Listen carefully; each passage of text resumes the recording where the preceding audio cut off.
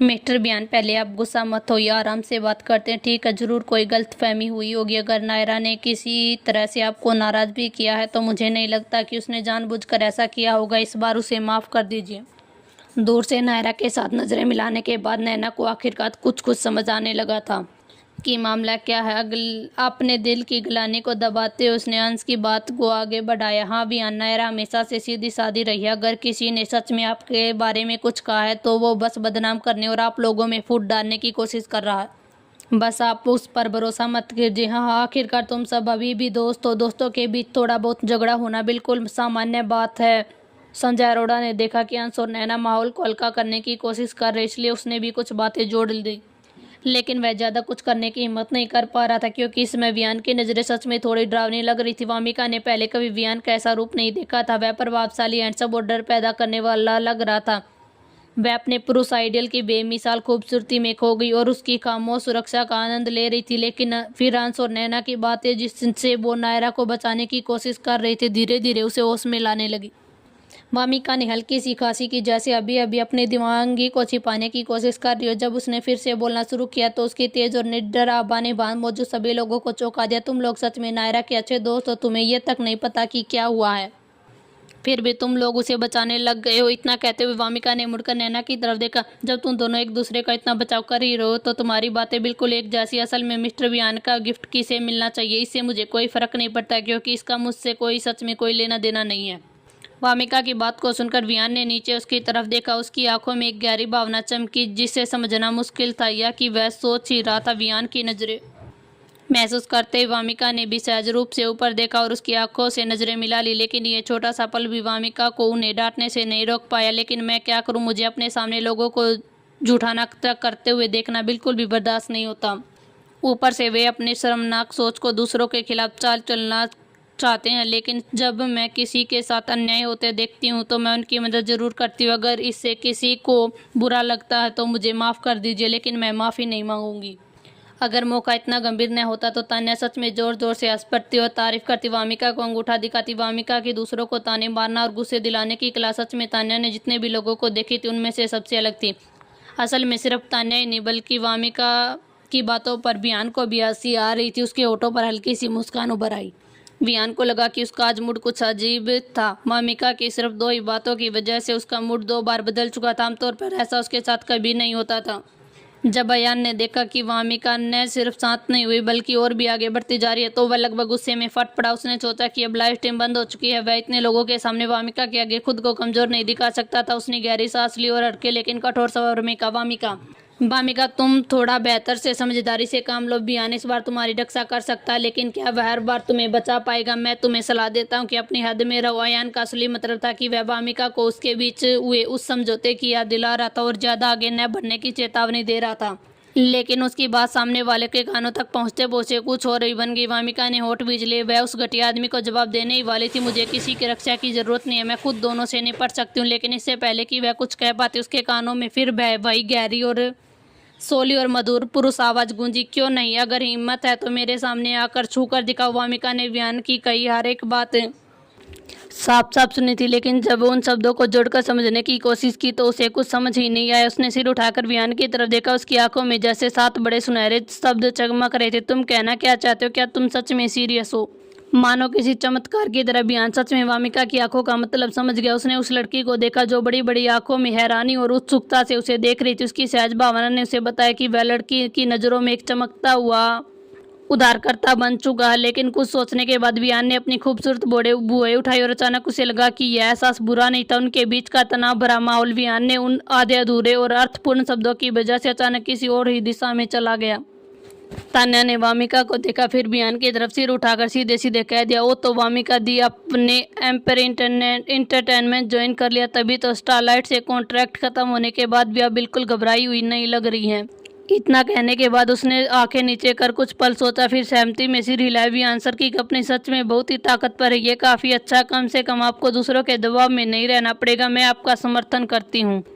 वामिका, उसके मन में जैसे शब्दों का तूफान उठ गया। तुम किस बात का समर्थन कर रही हो? मैंने तुमसे कब कहा कि मैं एम्परर जा रही हूँ? कंपनी ने अभी तक कुछ बताया भी नहीं और तुम इतने लोगों के सामने ये सब कह रही हो? तान्या, कभी गड़े जितने बड़े मुक्के पड़े हैं। वामिका मन ही मन तान्या को कोसती रही, फिर उसने गहरी सांस ली और आखिरकार में कुछ नहीं कहा। वैसे भी स्टारलाइट से उसके कॉन्ट्रैक्ट खत्म होने की बात लोगों को अभी कभी न कभी तो पता ही चल जाती।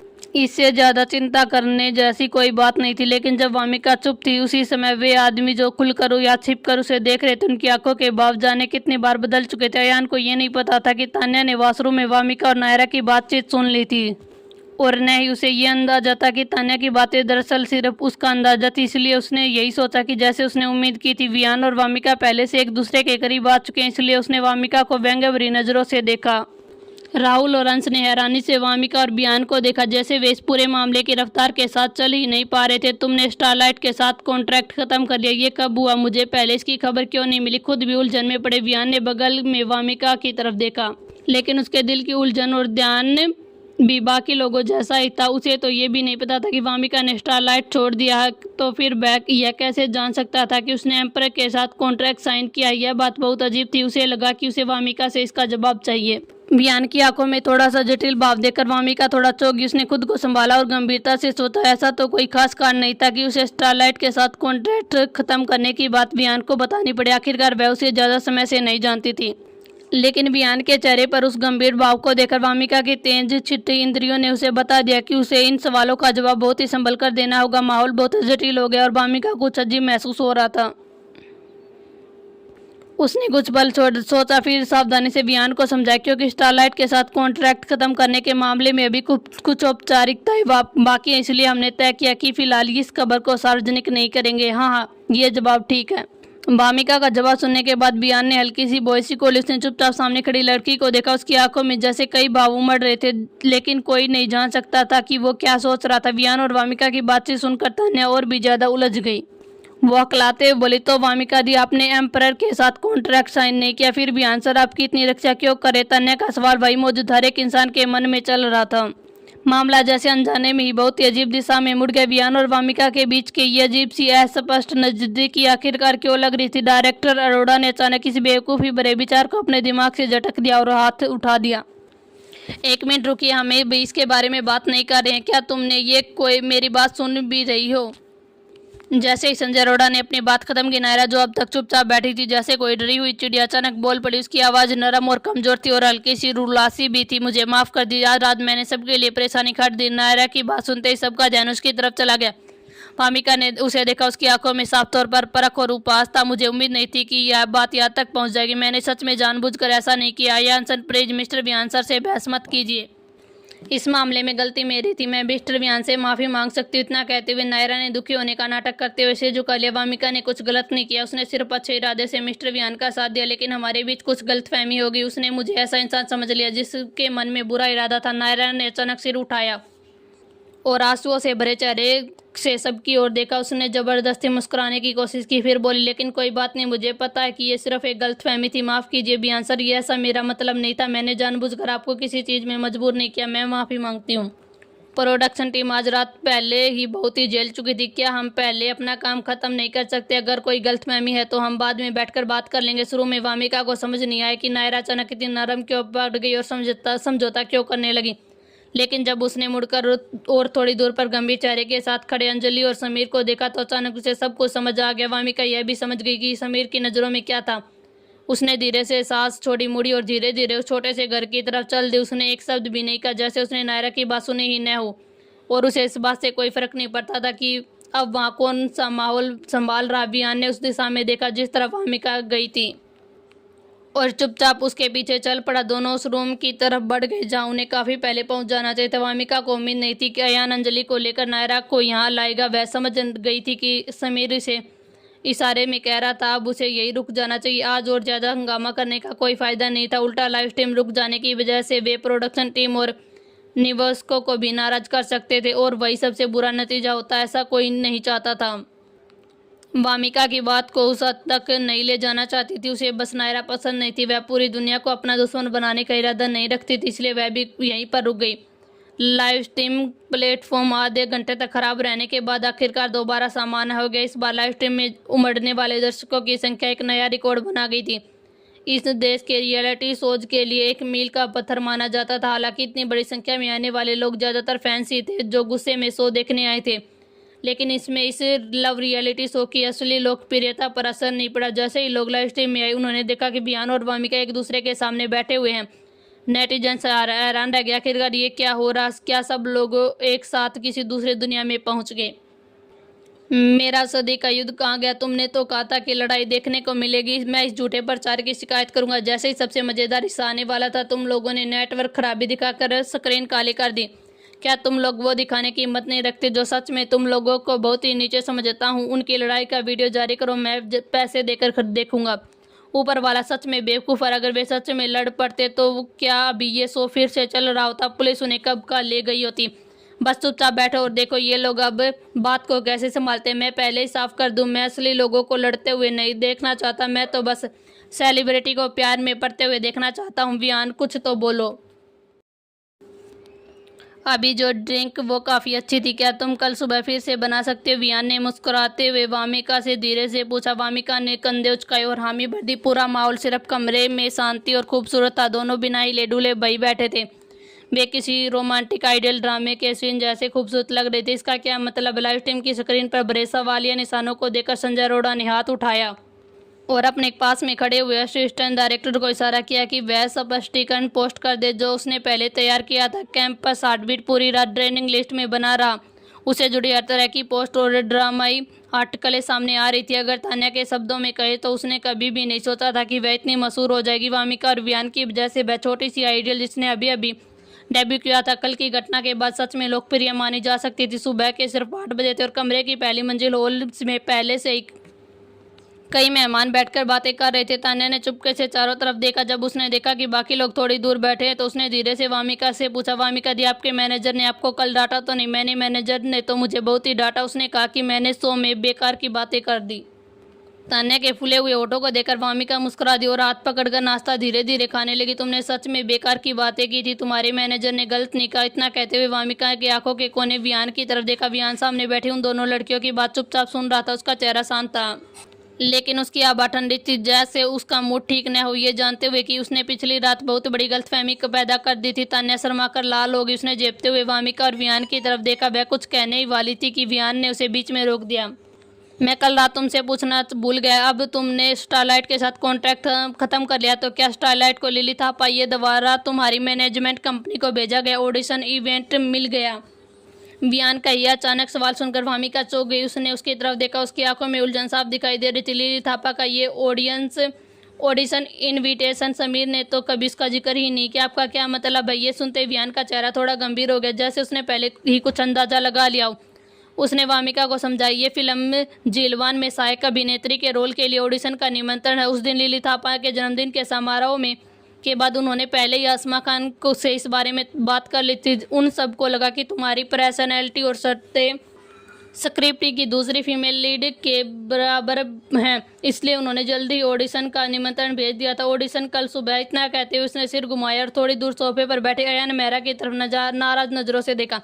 लेकिन अब लग रहा था कि वे तुम्हें इसके बारे में बताने का इरादा ही नहीं रखते। मैं तुम्हें सही समय जगह और किरदार की छोटी सी बैकग्राउंड स्टोरी भेज दूंगा।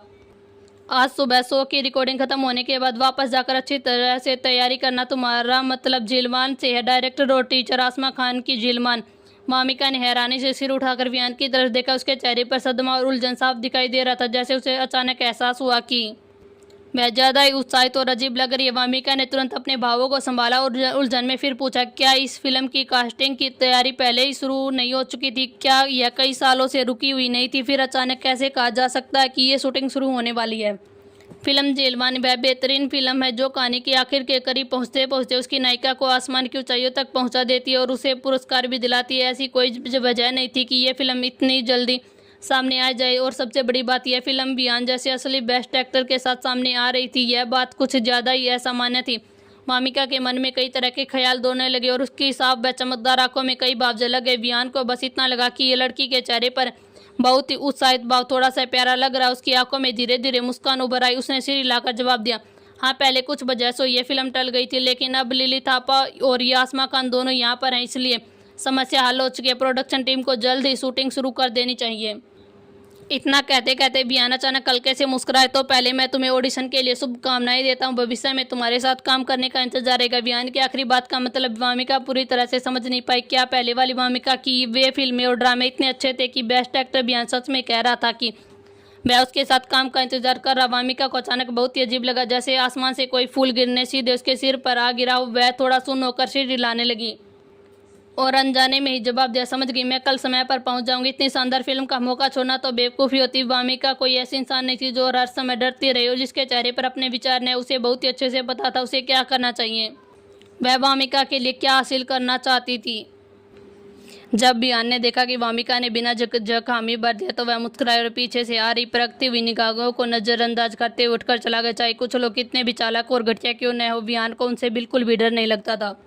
उसे इस बात की चिंता नहीं थी कि अयान उसके पीछे कुछ करेगा। जिलबान की हीरोइन सिर्फ वामिका ही हो सकती थी। असल में यह बात लगभग पहले ही तय थी। उसने वामिका से कल ऑडिशन देने के लिए सिर्फ इसलिए कहा था ताकि औपचारिकताएं पूरी हो जाए। लिली थापा और आसमा खान को अपनी पसंद पर भरोसा था और बियान को भी। अयान पूरी तरह से समझ नहीं पाया कि कुछ देर पहले बियान ने उसे इस तरह क्यों देखा। उसके मन में एक बुरा सा एहसास होने लगा और उसने चुपके से फिर से गहरी सांस ली। काफ़ी देर बाद उसने अचानक अयान को कुछ याद आया। उसने नायरा की तरफ मुड़कर धीमी आवाज़ में कहा, रिकॉर्डिंग खत्म होने के बाद तो मेरे साथ गाड़ी में चलना, मैं तुम्हें कंपनी छोड़ दूंगा। वैसे भी मुझे तुमसे काम के बारे में कुछ बात करनी है। नायरा को समझ नहीं आया कि अयान ने अचानक कैसे क्यों कहा। उसने उलझन से उसकी तरफ देखा लेकिन कुछ नहीं बोली। उसने बस सिर हिलाकर बता दिया कि उसे समझ आ गया। कल की लाइव स्ट्रीम वाली घटना के बाद नायरा और नैना का दोनों काफ़ी संभल कर रहने लगी। उन्होंने वामिका और तान्या को उकसाने की कोशिश नहीं की। वे बस चाहती थी कि इस एपिसोड की रिकॉर्डिंग जल्दी खत्म हो जाए, क्योंकि अपने मैनेजरों के काले पड़े चेहरे को देखकर उन्हें लग रहा था कि उन्होंने एक बड़ी गड़बड़ कर दिया। सुबह की लाइव स्ट्रीम बहुत ही आसानी से पूरी होगी। डायरेक्टर अरोड़ा ने पहले यह अवार्ड सेरेमनी पूरी कार्रवाई से कल शूट की गई थी। फिर हमेशा की तरह होस्ट को मेहमानों के 2 छोटे छोटे गेम खेले। रात 11 बजे डायरेक्टर अरोड़ा अचानक मुस्कुराए और दिन के आखिरी हिस्से का ऐलान किया। यह उनके शो का पुराना नियम था। हर मेहमान को इसी एपिसोड में उस इंसान को एक संदेश भेजना होता था जिसे वे पसंद करता था। असल में कल जब हम सब ने साथ में गेम खेले तो सभी बहुत ही खुश थे। मुझे यकीन है कि अब तक हर किसी के दिल में कोई न कोई होगा। तो आप प्लीज़ अपने अपने कमरे में जाइए और अपने पसंदीदा इंसान के लिए संदेश लिखिए। इतना कहते हुए डायरेक्टर अरोड़ा की नज़रें धीरे धीरे वामिका पर जा रुकी। जैसे उसे कुछ याद आया हो वह जल्दी से बोला, एक दोस्ताना याद दिलाना, मैसेज सिर्फ विपरीत लिंग वाले मेहमानों को ही भेज सकता। वामिका तीसरी मंजिल के बेडरूम में लौटकर वामिका बिस्तर पर लेट गई। बिना पीछे मुड़े तान्या से बोली, आखिरकार तुम्हें मिस्टर बियान का गिफ्ट मिल गया, खुश हो? अपना चेहरा देखो, मुस्कान संभल ही नहीं। क्या तुम भूल गई कि तुम एक आइडियल हो? तान्या ने अपनी घमंडी सी मुस्कान दबाई, हाथ में पकड़ा गिफ्ट नीचे रखा और नाराज होकर बोली, मैं इतनी भी बढ़ा चढ़ाकर खुश नहीं हूँ, बस थोड़ा और अच्छा लग रहा है। जैसे उसे अचानक कुछ याद आया उसने जल्दी से अपना फ़ोन निकाला और बियान को मैसेज भेजने लगी। बियान ही उसे अचानक कुछ याद आया उसने जल्दी से अपना फ़ोन निकाला और बियान को मैसेज टाइप करने लगी। बियान सर सबसे अच्छे पार्टनर है और अच्छे आइडियल भी। वामिका दी, आपने अपना मैसेज भेज दिया? आपने किसे भेजा? तान्या के फ़ोन के ने एक तरफ रख दिया और मुड़कर वामिका से पूछा। फ़ोन की स्क्रीन पर दिख रहे कुछ नंबरों को देखते हुए वामिका ने हल्के से वॉइस को ली। कुछ देर सोचने के बाद उसने एक नंबर पर छोटा सा मैसेज भेज दिया। हाँ भेज दिया। क्यों पूछ रही हो? क्या ऐसी प्राइवेट बातें पूछी जाती हैं? वामिका की बात सुनकर तान्या के होठ फुला ली। उसने वह बड़बड़ाई, मैं तो बस तुम्हारी चिंता कर रही थी, मुझे पता ही नहीं कि तुम्हारे और हमारे भी आंसर पसंद है, उन्हें ही भेजो, मैं जलूंगी नहीं। जैसे ही तान्या ने अपनी बात खत्म की वामिका के फ़ोन पर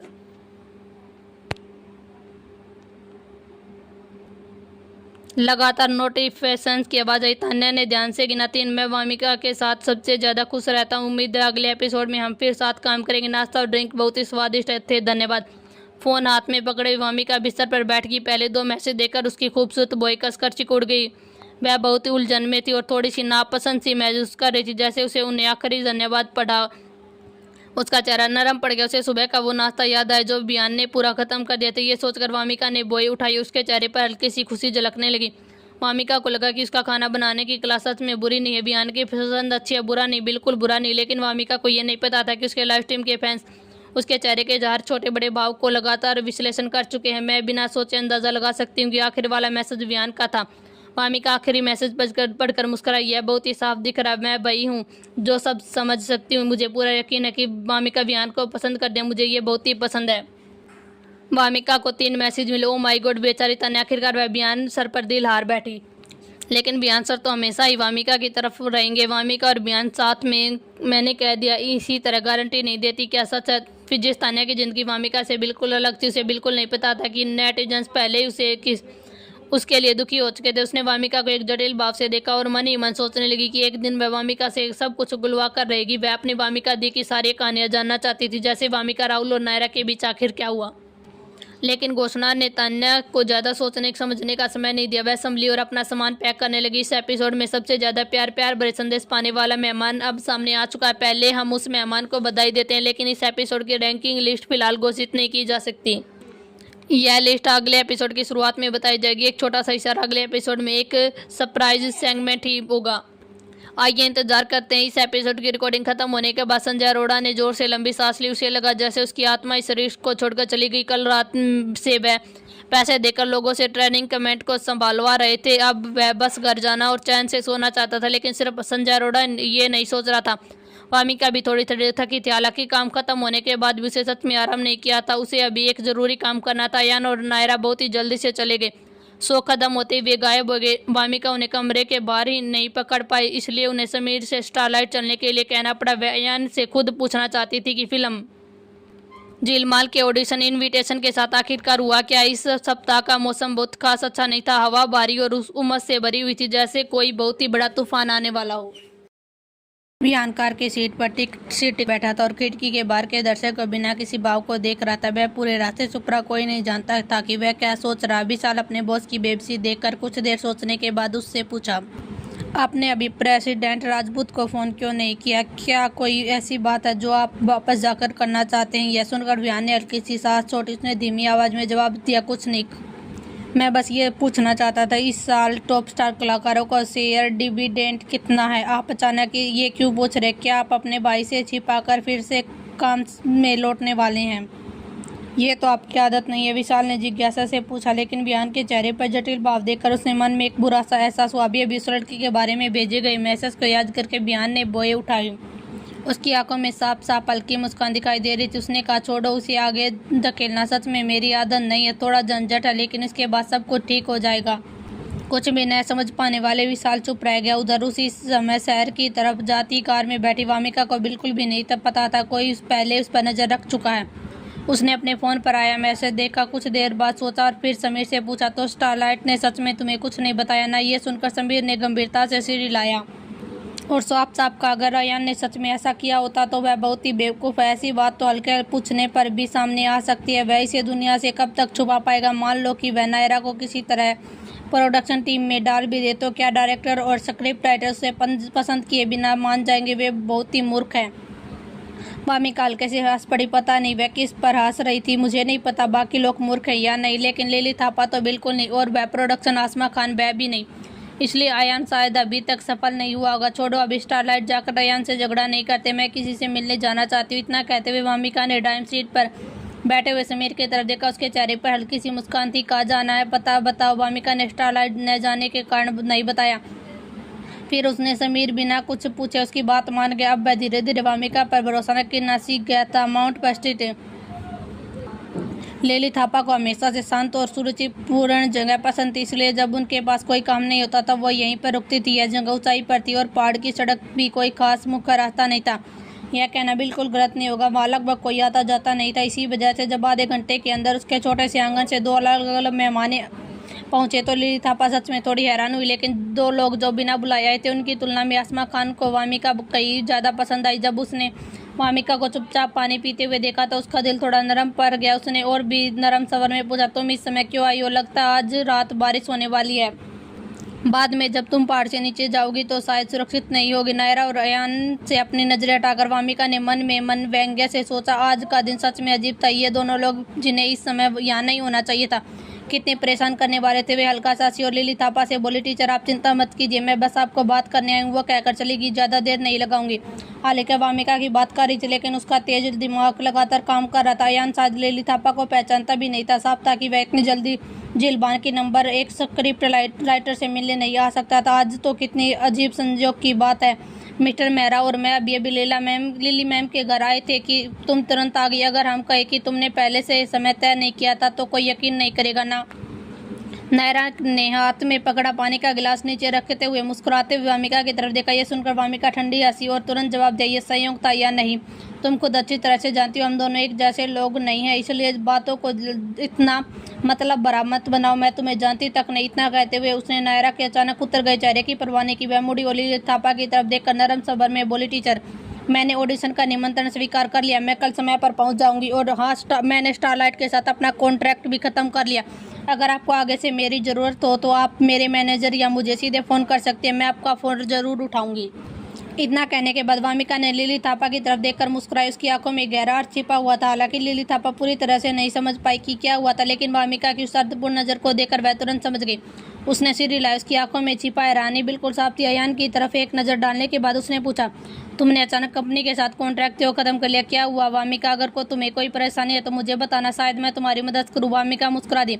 ऐसा मौका आएगा, लेकिन अभी नहीं, आगे कभी समय मिलेगा तो मैं आपको धीरे धीरे बता दूंगी। इतना कहते हुए खड़ी हुई उसने अयान और नायरा की तरफ देखा, फिर जानबूझकर अनजान बनने का नाटक करते हुए बोली, क्या तुम दोनों भी अभी भी लिली मैम से कोई काम अगर नहीं है तो मेरे साथ निकल जाओ यहाँ, लिली मैम को आराम में बाधा मत डालो। ये देखकर वामिका की जानबूझ उनकी आसमा खान से होने वाली बातचीत में दखल दे रही थी।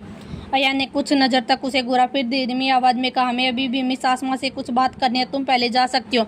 क्या बात है, क्या मैं नहीं जान सकती? वामिका ने जानबूझकर उत्सुक होने का नाटक किया। उसने पहले अयान की तरफ देखा, फिर नायरा की तरफ मुड़ी और आगे बोली, ऐसा तो नहीं है कि फिल्म जिलबान की कोस्टिंग के ऑडिशन की है? तुम दोनों सच में बड़े मज़ेदार। और लिली मैम और प्रोडक्शन टीम ने साफ साफ मुझे बुलाया, इसका तुम लोगों से क्या लेना देना?